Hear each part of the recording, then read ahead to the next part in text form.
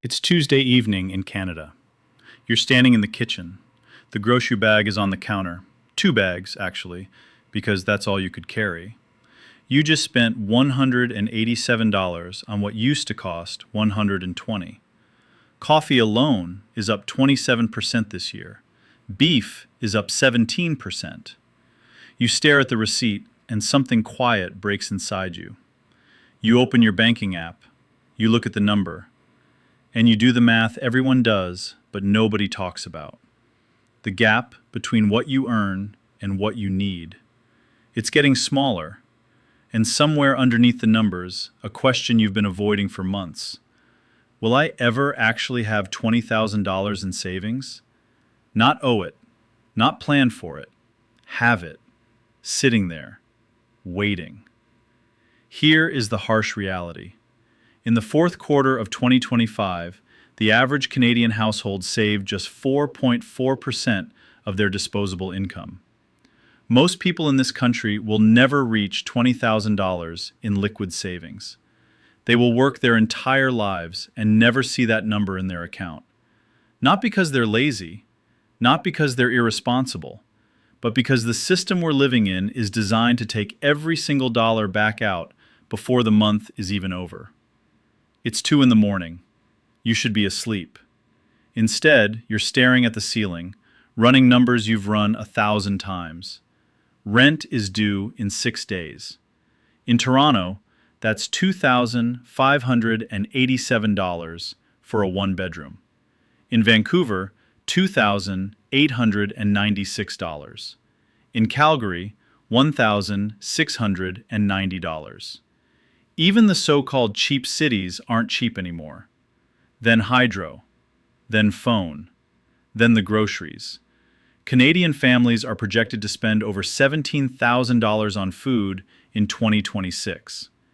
That's about $1,400 a month just to eat. This is survival mode. And survival mode has one defining feature. Every single dollar has a job before it even hits your account. Rent has already claimed it. Groceries have already claimed it. The car payment has already claimed it. You don't actually own your paycheck. You're just a checkpoint it passes through on the way to somewhere else. Since 2022, grocery prices in Canada have risen roughly 22%. Rent in Vancouver still sits near $3,000 a month. And you, lying awake at 2 in the morning, are doing the math of a trapped animal. Not because you're bad at money, because there is no slack left in the rope. And then, somehow, slowly, through 1,000 small sacrifices, you cross a line. $20,000 in your TFSA, in a high-interest savings account, just sitting there. And I need you to understand something. This is not just a number. This is a firewall. Here is what happens to the average Canadian without that firewall. The fridge dies. It's a $2,400 problem. Their entire nervous system hijacks for a week. They put it on a credit card at 21% interest. They pay it off slowly, bleeding money for a year. Now here is what happens to you with $20,000 in the bank. The fridge dies. You call a technician. You buy a new one. You pay in cash. You go to sleep that night, and you sleep. That is the firewall. $20,000 is the exact amount that stops a normal emergency from becoming a financial catastrophe. The car transmission goes. The dentist finds a root canal. Your employer does a restructuring. The average Canadian is one bad week away from debt. You are not. And here is the strange, quiet magic of it. The money mostly stays in the account. Just knowing it's there changes how emergencies feel. They stop being emergencies. They become inconveniences. Now here is the part almost nobody talks about. $20,000 doesn't just protect your bank account, it protects your brain. There's a famous study, Mani, Mulanathan, Shafir, and Zhao, published in the journal Science in 2013. They tested people under financial stress against people who weren't. The results stunned the academic world. The experience of financial scarcity reduced cognitive performance by the equivalent of roughly 13 to 14 IQ points. Not because poor people are less intelligent, because worrying about money is a background program running in your head 24 hours a day, eating the processing power you need to live. The researchers called this your mental bandwidth. And when your bandwidth is being devoured by 2 a.m. math, you cannot think about the promotion. You cannot negotiate your salary. You cannot notice the side opportunity. You cannot even be fully present with your kids. $20,000 buys that bandwidth back. Suddenly, you walk into meetings calmer. You negotiate harder because you're not desperate. You see patterns at work you never saw before. The raise you get in the year after you cross $20,000 is often bigger than all the raises from the 5 years before it combined. The money didn't make you smarter, it freed the intelligence that was already there. Now let's talk about the number on the screen. On $2,000 in a high-interest savings account at roughly 3.5%, you earn about $70 a year. $70. That's one dinner out, barely. It feels symbolic, not real. On $20,000, at the same rate, you earn $700 a year. $700 that you didn't work for. That is a month of groceries. That is a flight home. That is a real, tangible harvest from a tree you planted with your own discipline. And inside a TFSA, where the cumulative contribution room has reached $109,000 for 2026, every single dollar of that growth is completely tax-free. For the first time in your life, your money is earning its own money, and you can see it, not in theory, in dollars, every month. This is the moment people describe as waking up, because once the tree starts growing visible fruit, you stop wanting to eat the tree. You want to grow it. Now here's the part nobody puts in a finance video. $20,000 is not really about the money. It's about the word no.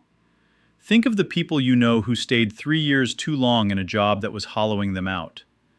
The people who didn't report the bad manager, who didn't take the risk on the better company, who didn't move cities, who didn't leave the relationship that was quietly eroding them. Almost all of them had one thing in common: they couldn't afford to. $20,000 is roughly 6 months of basic Canadian living expenses. It is a passport. It is the ability to look your boss in the eye during a salary negotiation and mean it when you say, "That's not enough." It is the ability to walk away from a toxic situation before it damages you permanently. Your leverage in every negotiation of your adult life, with employers, with landlords, with partners, goes up the moment you have $20,000, because for the first time, you are not trapped. Now let me show you the math that will keep you going. There is something called the rule of 72. You take the number 72, you divide it by your expected annual return. The answer tells you how many years it takes your money to double. At roughly 7%, which is close to the long-term average of a diversified Canadian index fund, your money doubles about every 10 years.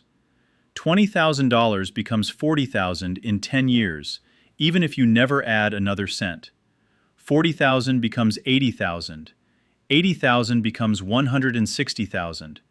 And if you keep contributing to your TFSA and your RRSP along the way, that curve starts to bend sharply upward somewhere in your 40s. $1 million is not a fantasy, but it has a prerequisite. And the prerequisite is not a 6-figure salary. It is not an inheritance. It is $20,000. Because $20,000 is the first real engine part. Without it, the machine never starts. So here is the truth that the bank never tells you, that the system never tells you, that almost nobody ever tells you. $20,000 is not a destination. It is a verdict. It is documented, measurable, undeniable proof that you are the kind of person who can deny yourself a small pleasure today for a larger freedom tomorrow. And that specific human being, the one who can do that, reliably, month after month, that person builds wealth, slowly, quietly, almost invisibly, until one day they look up and they are free. Most Canadians will never save $20,000. The 4.4% savings rate tells us that. The grocery bills tell us that. The rent tells us that. But the ones who do don't become different people at 20,000. They finally see the person they already were. You don't save $20,000 to have $20,000. You save it to become someone who could do it again, and again, and again, until one day, again is a million. If you learned something, hit that subscribe button. I'll see you in the next video.